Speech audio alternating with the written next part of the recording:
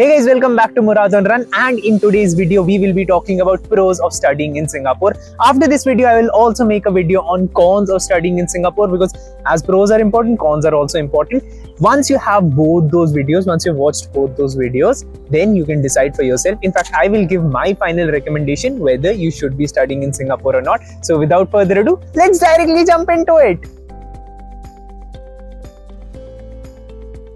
So first biggest pro of studying in Singapore is that it has amongst the best universities all across the world.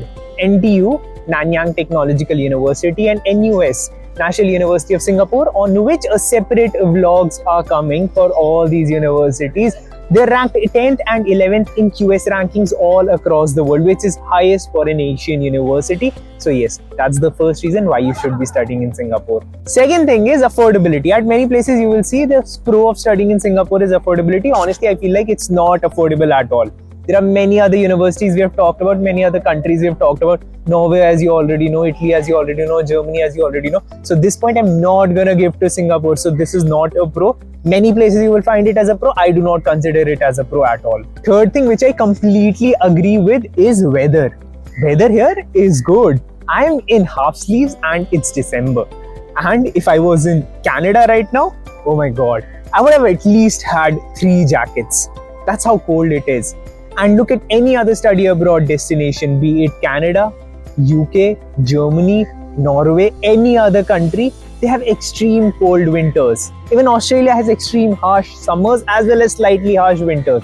But Singapore has the best weather. At number 4, it's close to home. So let's suppose you're from Delhi, it's just a 6-hour flight away, and that flight is not going to be that expensive. I had my flight tickets for 12,000 rupees.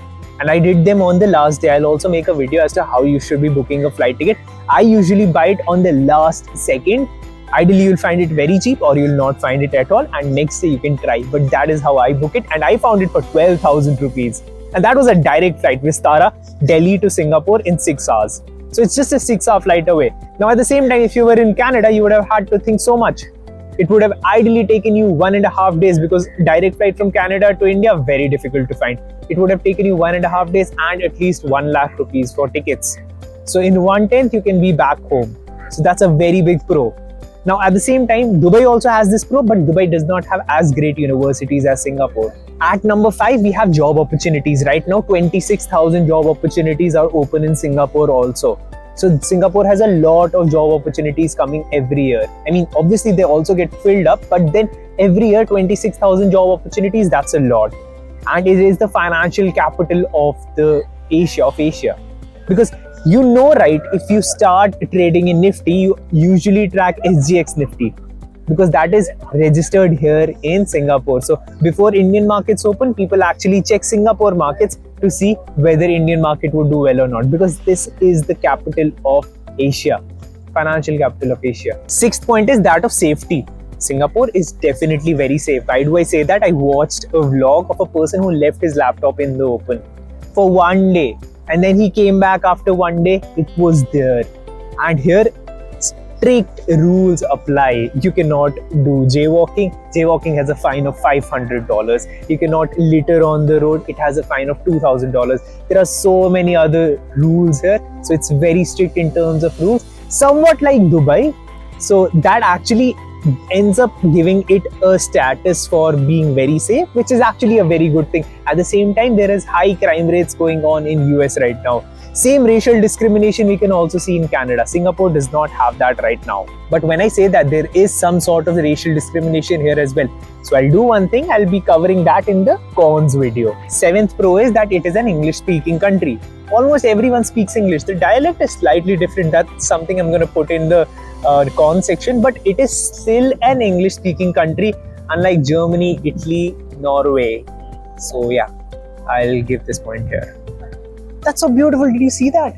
A plane will be crossing this right now.